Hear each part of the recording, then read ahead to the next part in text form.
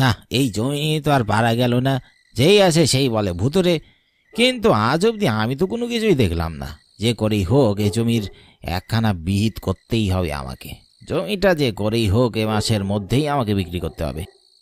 হ্যাঁ, তা আগে কবরস্থান ছিল তাই বলে এখানে আসতে ভয় পায়, কিন্তু তাই বলে গাঁজাখুরি শয়তানের গল্প দেবে? এই একটা জমি গলার কাঁটা হয়ে রয়েছে, অন্য সকল জমি বিক্রি হয়ে গেছে, কিন্তু এই জমির জন্য আমাকে বসে থাকতে হচ্ছে। আমাকে যে করেই হোক এই জমির কোনো একটা খদ্দের বের করতেই হবে। কে রে, তুই আমার অনুমতি ছাড়া আমার জমি বিক্রি করে দিবি? কিন্তু আমার এই জমি তো আমি ছাড়বো না। এই কে কে কথা বললো? আমি কি ঠিক শুনলাম নাকি ভুল শুনলাম? পেছন থেকে কে একটা কথা বললো? তার মানে লোকে সত্যি কথা বলে। একবার পিছনে ঘুরে তাকাবো, না থাক এরপর কি না কি হবে। এর চেয়ে বরং আমি এখান থেকে পালাই। পালিয়ে যাবি কোথায়? পালিয়ে যাবি কোথায় আমার থেকে? আমার এখান থেকে কেউ পালাতে পারবে না, কেউ না।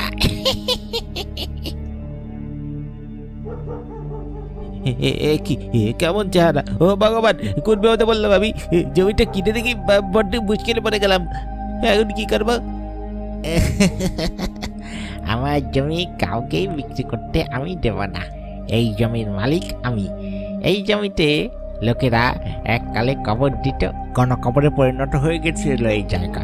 এরপর তুই এসে এই জমি বিক্রি করার চেষ্টা করছিস। এখানে আমার মতন হাজারো লাশ পড়ে আছে যারা এই বিক্রি করাটা পছন্দ করছে না। ভালোই ভালো বলছি, আমার জমির ত্রিসীমানা থেকে বের হয়ে যা। ঝড়ে বংশে নির্বংশ হয়ে যাবে, কিন্তু আমি কিন্তু কাউকে ছাড়বো নাই বলে দিচ্ছি। না না, এখানে আর বসে থাকলে চলবে না, আমি পালাই বাবা। এখন পালাচ্ছিস কোথায়? তবে মনে রাখিস, আমার এই জমি যদি বিক্রি করার চেষ্টা করিস তাহলে তুই ঝড়ে নির্বংশ হয়ে যাবি। পালা এখান থেকে। মন খারাপ করে আর কি হবে আমায় বলতে পারো? বলি, তোমার কি কোনো দোষ ছিল এতে? যা দোষ করেছে তা ওই শয়তান জমিদার করেছে, তোমার কোনো দোষ নেই। আমার এতদিনের এত পরিশ্রমের এই হোটেল বন্ধ হয়ে গেল তাই বলে? আমার তো ওই হোটেল ছাড়া কোনো কিছুই নেই। বলি, তুমি এত নিরাশ কেন হচ্ছ শুনি?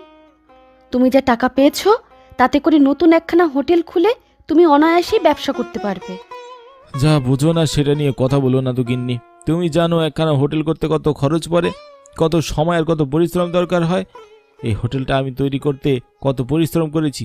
একটা নতুন জায়গায় হোটেল করে খদ্দেরগুলোকে সেই জায়গায় নিয়ে যাওয়া চারটিখানি কথা। কিন্তু এছাড়া কি আর কোনো উপায় আছে? তোমাকে তো সেই হোটেলই করতে হবে নতুন করে। এখন আর মন খারাপ করে শুধু শুধু সময় নষ্ট না করে যেটা কাজের কাজ সেটা করো গিয়ে। কথা অবশ্য মন্দ বলনি। আমি একটা দালালের সাথে কথা বলে রেখেছি, জলের দরে একটা জমি অবশ্য পাওয়া গেছে। ভাবছি সেটা চটপট কি। আপনার প্রিয় গেম আপনাকে দিতে পারে অর্থ উপার্জনের সুবর্ণ সুযোগ। জানতে চান কিভাবে? তাহলে প্রস্তুত হয়ে যান গেমিং দুনিয়ার নতুন জগতে প্রবেশের জন্য। আর ক্রিকেক্সের মাধ্যমে এটি এখন বাস্তব। এই চ্যাম্পিয়ন্স ট্রফিতে মাত্র 500 টাকা ডিপোজিট করে জিততে পারেন আকর্ষণীয় পুরস্কার 11,000 টাকা পর্যন্ত। অ্যাপে রেজিস্ট্রেশন করে অ্যাকাউন্ট ভেরিফাই করলেই পাচ্ছেন 50টি ফ্রি স্পিন। মাত্র 500 টাকা ডিপোজিট করুন এবং ইনস্ট্যান্ট পেয়ে যান 300 টাকা বোনাস। জন্মদিনে পাবেন বিশেষ চমক 1000 টাকা বোনাস। ক্রিকেক্সে গেম খেলুন এবং জিতুন আকর্ষণীয় পুরস্কার গুগল পিক্সেল 9 প্রো, এসার নাইট্রো 5, গুগল পিক্সেল ওয়াচ 3 এবং স্যামসাং গ্যালাক্সি বাডস 3, আরও অনেক কিছু। আপনার জেতা টাকা তুলুন নিরাপদ উপায়ে। বিকাশ, নগদ, রকেট উপায় এবং ভারতে ফোনপে, গুগল পে, ইউপিআই এর মাধ্যমে লেনদেন করুন দ্রুত এবং নিশ্চিন্তে। তো পিন করা কমেন্ট থেকে বিনামূল্যে ক্রিকেক্স অ্যাপে রেজিস্ট্রেশন করুন এবং উপার্জনের যাত্রা শুরু করুন। কিনে হোটেলের কাজটা সেরে ফেলবো। এখন যত তাড়াতাড়ি হোটেলের কাজ শুরু করতে পারবো তত তাড়াতাড়ি হোটেলের কাজ শেষ হয়ে যাবে। তাহলে তাড়াতাড়ি সেটাই করো। বাহ, জমি তো দেখে বেশ ভালোই মনে হচ্ছে। তা কোনো অসুবিধা নেই তো এখানে? অসুবিধা? আরে কোনো অসুবিধা নেই এখানে। আপনি কোনো চিন্তাই করবেন না বাবু, জমি একেবারে পাক্কা। যাক, ভালো হলেই তো ভালো। অনেকে আজকাল তো ভালো জমি বলে পচা জমি বিক্রি করে।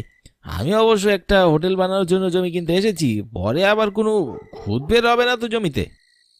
আগে না না বাবু, এই জমিতে কোনো অসুবিধা নেই। এরকম কম টাকায় এত ভালো খাসা একটা জমি কোথাও পাবেননি। আপনি আর চিন্তা ভাবনা না করে কিনেই নিন। তো জমির মালিক এখন কোথায় আছে? জমি কেনার সময় তিনি থাকবেন তো? জমির মালিক সাথে থাকলে একটা ভরসা পাই জমি কিনতে। এই জমির মালিক থাকলে কি আর এই জমির দায়ভার আমি নিজের কাঁধে নিতাম নাকি? অপয়া অনামুখ একখানা জমি, জীবনের কি পাপ করেছিলাম যে এরকম একটা জমি আমার গলায় এসে চলল। এবার এটাকে কোনো মতে পার করতে পারলেই বাঁচি। কি হে, ফ্যালফ্যাল করে চেয়ে আছো যে? জমির মালিক কোথায়? এই যে জমির মালিক তো নেই বাবু, জমির মালিক এই গ্রামে থাকে না, মানে এই শহরে থাকে আর কি। আমার কাছে জমির সব দলিলপত্র বুঝিয়ে দিয়ে গেছেন, তবে আপনি কোনো চিন্তা করবেন নি, আমি আপনাকে ঠকাবো না। এই জমির আসল দলিল কাগজপত্র সব কিছু আপনার নামেই করে দেবো, ওসব নিয়ে আপনাকে একদম ভাবতে হবে না। আপনি নিশ্চিন্তে জমি কিনে নিতে পারেন বাবু। হ্যাঁ, আমারও এখন জমিটা খুবই দরকার। আমিও সবকিছু ঠিক মতো জেনে বুঝেই তারপরেই নিতাম। জমিটা যত তাড়াতাড়ি সম্ভব আমার নামে করে দেওয়ার ব্যবস্থা করো। এখানে ভালো হোটেল বানাতে চাই, তাই এখানে খদ্দের কেমন হবে? লোকজন যাতায়াত করে ভালো মতন তো? ওইসব নিয়ে একদম চিন্তা ভাবনা করবেন না বাবু, হোটেল বানানোর পর সকলে জানলে নিশ্চয়ই আসবে।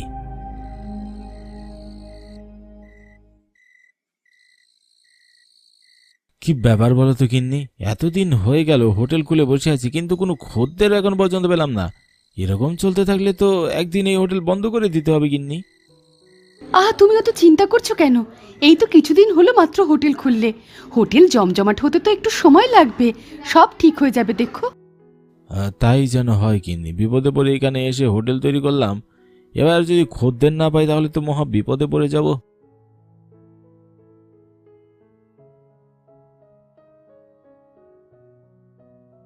এখানে কি কেউ আছো? আরে আসুন আসুন, আপনারা দুজনে কি এখানে থাকবেন? আমরা এসেছিলাম পূবগাঁয়ের কালী মন্দির দর্শন করতে, কিন্তু পথে এত দেরি হয়ে গেল যে সেখানে পৌঁছতেই পারলাম না। আর এদিকে এত রাত হয়ে গেল যে পথ চিনে যেতেও পারবো না। আর তাহলে কি আপনাদের এক রাতের জন্য ঘর দরকার? হ্যাঁ বাচ্চা, একটি রাত কাটিয়ে দিতে পারলেই হবে। অনেক খোঁজে তারপরে এই গায়ে একখানা হোটেল পেয়েছি, আজকে রাতে কোনো মতে কাটিয়ে দিতে পারলেই হবে। হ্যাঁ, কেন বাবু, তোমাদের এখানে বুঝি এক রাতের জন্য ঘর ভাড়া হয় না? না না মেসোমশাই, সেরকম কোনো ব্যাপার না, আপনারা নিশ্চিন্তে এখানে থাকতে পারেন, থাকা খাওয়ার কোনো অসুবিধা হবে না, আমি কথা দিচ্ছি। তাহলে বাচ্চা আমাদের একখানা ঘর দিয়েই দাও। আচ্ছা বেশ গঙ্গা, তুমি ওদেরকে ঠিক মতন ঘর বুঝিয়ে দাও। একেই কোনো খদ্দের আসছিল না, তাও এই দুজন এলো বুড়া বুড়ি, তাও আবার এক রাতের জন্যে।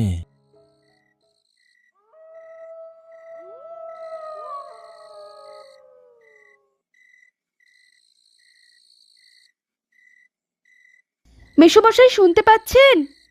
মাসিমা বাইরে আসুন। ও মেসোমশাই শুনতে পাচ্ছেন? কি ব্যাপার, কোথায় গেলেন ওনারা? কোনো আওয়াজ আসছে না, ঘর থেকে কোথাও বাইরে বেরোলো নাকি? না, বাইরে বের হতে তো দেখিনি, তাহলে কোথায় গেল? ঘর থেকে বাইরে বের হলে তো আমাদের সামনে দিয়েই যেতে হতো, তখন তো দেখতে পেতাম। মেসোমশাই শুনতে পাচ্ছেন? কি ব্যাপার, কানে কালা নাকি?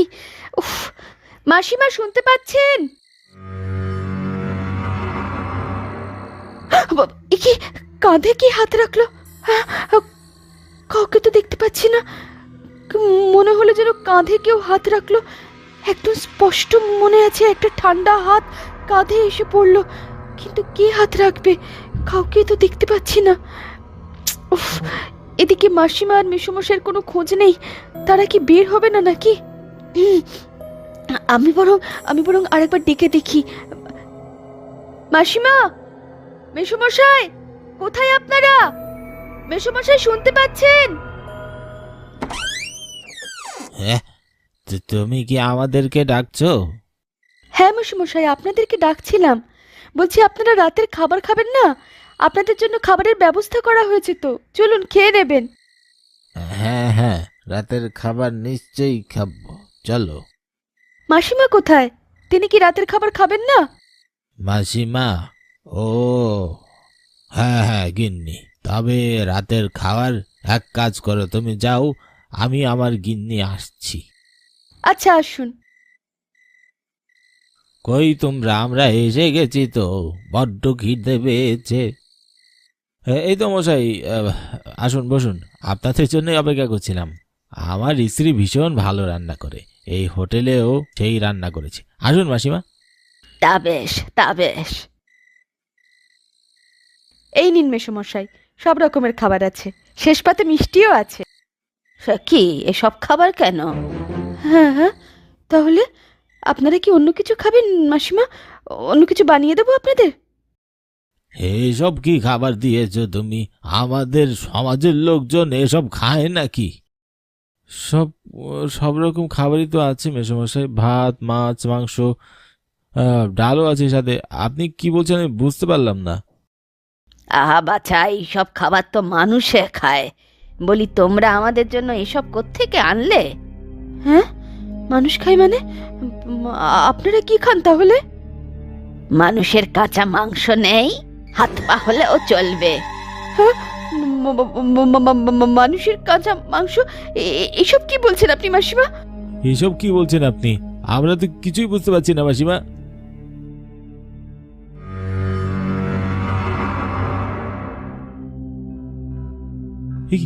এসব কি হচ্ছে? আমার মাথায় তো কিছুই ঢুকছে না। ওগো, তুমি বুঝতে পারছো না? আমরা ভূতের পাল্লায় পড়েছি। এরা কেউ মানুষ নয়, শিগগির পালাও এখান থেকে, নইলে মারা পড়বো। শিগগির পালাও এখান থেকে। তোদের এত বড় সাহস, তোরা আমাদের কবরের জায়গায় এসে হোটেল বানিয়েছিস? আজ তোদের আমি ছাড়বো না, আজ তোদের মেরেই রক্ত খাবো। ধরো এই ছোকরা ছোকরিটাকে, ধরো, আজ তোদের রক্ত খাবো। আমাদের জায়গায় এসে হোটেল বানিয়েছি, হ্যাঁ?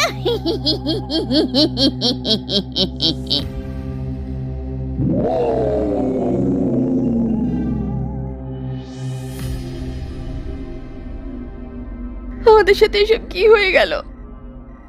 আমার মাথায় কিচ্ছু ঢুকছে না। আমি শেষ কিনা ভূতেদের হোটেল ভাড়া দিলাম। ওটা নির্ঘাত কোনো ভূতের জমি। ওই পাঁচু শয়তানরা কম টাকায় জমি বিক্রি করে আমাকে বোকা বানিয়েছে। কিন্তু এবার কি হবে গিন্নি? আমার মাথাতে কিছু ঢুকছে না। এই মুহূর্তে হোটেলটা বানাতে আমাদের অনেক টাকা খরচা হয়েছে, জায়গাটা আমাদের পক্ষে ছাড়া সম্ভব না। তাহলে এখন উপায়? এর জন্যই এই হোটেলে কোনো মানুষজন আসতে যায় না। আমরা বরং কোনো এক ওঝার সাথে কথা বলি, দেখা যাক উনি কোনো সাহায্য করতে পারেন কিনা। এই কথাটা তুমি অবশ্য মন্দ বলনি। একজন ভালো ওঝার সাথে কালই দেখা করতে হবে, বুঝলে? যদি সেই ওঝা কোনোভাবে এই ভূতগুলোকে এখান থেকে তাড়াতে পারে, তাহলে হয়তো আমাদের হোটেলটা আবার ঠিক হয়ে যাবে। এ কি কথা বলছো গিন্নি? এ হয় না। তুমি আমার কথা বুঝতে পারছো না? আমি চাই না আমাদের জন্য কোনো একজন মানুষের ক্ষতি হয়ে যাক, তাতে আমাদের পাপ হবে। কিন্তু গিন্নি, বিক্রি হয়ে যাওয়া জমি আবার ফেরত নেওয়া যায় না। আমি কি করে তাদের বলবো? তারা ভরসা করে জমিটা কিনেছে, আর আমরাও দুটো টাকা পেয়েছি। ওই জমি ঘরে পড়ে থাকলে তো সেই টাকাটুকু আসতো না। তোমার মাথা খারাপ হয়ে গিয়েছে গিন্নি, তাই সব উল্টোপাল্টা কথা বলছো। আমার মোটেও মাথা খারাপ হয়ে যায়নি। তুমি ভালো করে চিন্তা করো, এরকম একটা জমি যদি কাউকে দিয়ে দাও, তাহলে সে এই জমিটা নিয়ে কত বড় বিপদে পড়বে। আমরা জেনে শুনে কাউকে কেন ঠকাবো? তুমি দয়া করে এসব নিয়ে আর বেশি বাড়াবাড়ি করো না। তুমি যে করেই হোক এই জমিটা আবার ফেরত নেওয়ার ব্যবস্থা করো। পারবো না। এখন সেই জমি নিতে গেলে কত টাকা হাতে আসবে তুমি জানো? তুমি ওসব নিয়ে বেশি চিন্তা করো না। দেখো, কিছুদিন পর আমাদের সন্তান হতে চলেছে। আমি সেই অনাগত সন্তানের দিব্যি কেটে তোমাকে বললাম, তুমি এভাবে জেনে শুনে কারো ক্ষতি করো না গো। প্রয়োজনে আমাদের কটা টাকা না হয় আমরা ফিরিয়ে দেব, কিন্তু তুমি দয়া করে মানুষকে ঠকিও না। আর এরপরেও যদি তুমি আমার কথা না শোনো, তাহলে আমার সাথে সাথে আমার পেটের সন্তানেরও ক্ষতি হয়ে যাবে। মরার পর ভগবান ছেড়ে কথা কইবে না। আচ্ছা, জ্বালাতনে বললাম তো। এবার ওই পাঁচুকে খুঁজে বের করতে হবে, তারপরে সেই জমির মালিকের সাথে কথা বলতে হবে। এরপরে কপালে কি আছে কে জানে। কিন্তু গিন্নি, আমি তোমায় বলে দিলাম, ওই জমির মালিক যদি আমি খুঁজে না পাই, তাহলে কিন্তু আমি ওই জমি ফিরিয়ে নেব না। আচ্ছা বেশ, তাই হবে। তুমি কালই যাবে পাঁচুর সাথে গিয়ে কথা বলতে।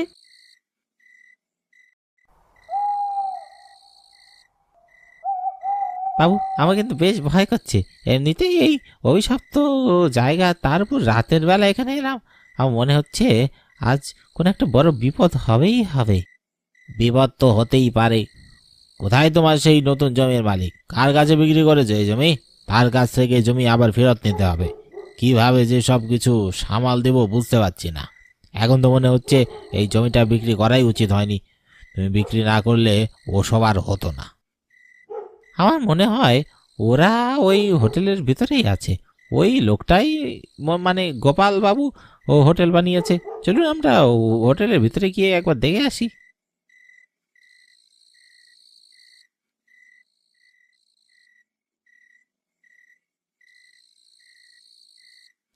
কি ব্যাপার, হোটেলের ভিতরে কি কেউ আছো নাকি?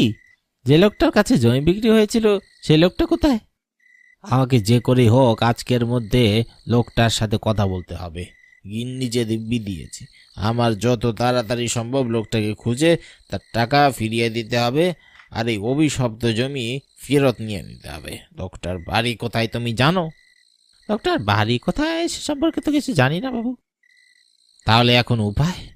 আমার মনে হচ্ছে লোকটা আশেপাশে কোথাও আছে। এরকম খোলা হোটেল রেখে তো মালিকের কোথাও যাওয়া সম্ভব নয়। তুই আবার এসেছিস আমার জমিতে? তোর কি প্রাণের ভয় নেই রে? ওরে বাবা রে, ওই শয়তানটা আবার এসেছে। নিতাই বাবু শিগগির এখান থেকে পালান। কে তুমি? কি চাও আমার জমিতে? এই জমি আমার, এই জমি শুধুমাত্র আমার আর কারো নয়। খবরদার বলছি, এই জমি তুই নিজের নামে যদি করে নিস, তোকে শাস্তি যেতে হবে। এই জমি আমার বাবা ভোলানাথ সরকারের। এই জমিনের মালিক সূত্রে এটা এখন আমার বাবার মৃত্যুর পরের এই জমির মালিক আমি। কি, ভোলানাথের সন্তান? হ্যাঁ, আমি তার সন্তান। কিন্তু তুমি কে? আমি হলাম সে যার কাছ থেকে তোর বাবা এই সম্পত্তি জালিয়াতি করে হাতিয়ে দিয়েছিল। না না, আমার বাবা এমন জালিয়াতি করতেই পারে না।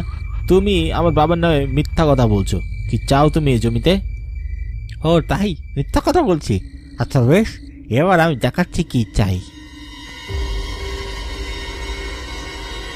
কি করছো তুমি? ছাড়ো বলছি, ছাড়ো। ও মা গো, কেউ বাঁচাও, আমাদের মরে গেলাম গো।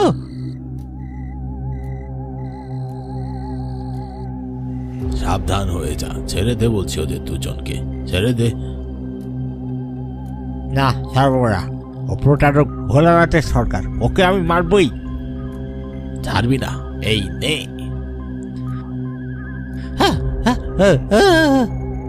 কে ভোলানাথ সরকার? কি করেছে সে তোর সাথে? সত্য কথা বল। বলছি, অনেক সময় আগেকার কথা। আমি ছিলাম এই জমির মালিক। আমার জমি হওয়ার পরেও আমি এই জমিতে লোকজনের কবর দেওয়ার অনুমতি দিয়েছিলাম। ভোলানাথ সরকার ছিল আমার বড় ভাই। সে জালিয়াতি করে আমার বিশ্বাসের সুযোগ নিয়ে এই জমি তার নামে করে নিয়েছিল। তখন তার ছেলে মানে এই নিতাই অনেক ছোট ছিল।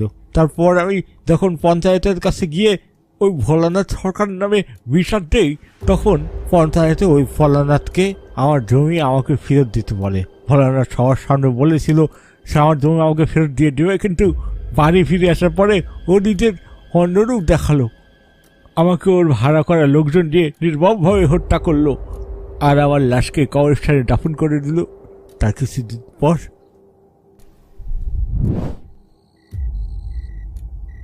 এই জমি আমার, কিন্তু গ্রামের সকলে এসে জমিতে নিজের মরাকে মাটি দিয়ে চলে যায়। এটা আমি আর কিছুতেই হতে দেব না। এই জমি আমার, তাই আমি চাইলেই এই জমিতে যা খুশি করতে পারি। আমি এখানে একটা বাড়ি বানাবো। তখন এই গায়ের লোকেরা বুঝতে পারবে যে অন্যের জমি দখল করে মাটি দিলে কেমন লাগে।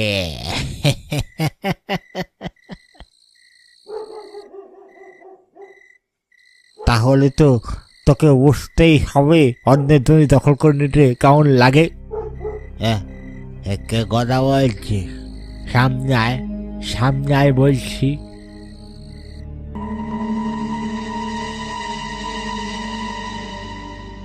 কিরে, চিনতে পারছিস না? একদমই আমার। আমি কাউকে ছাড়বো না। যে আমার জমি দখল করার চেষ্টা করবে আমি তাকেই মেরে ফেলবো। হতে পারে না।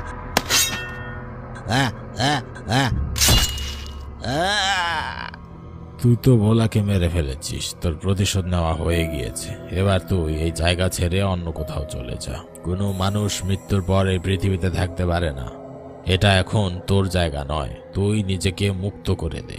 তোর মৃত্যু হয়েছে, কিন্তু নিতাইয়ের তো কোনো দোষ ছিল না। সবাইকে ছেড়ে দে। এখানে যে হোটেল বানিয়েছে তাকে শান্তিতে তার কাজ করতে দে।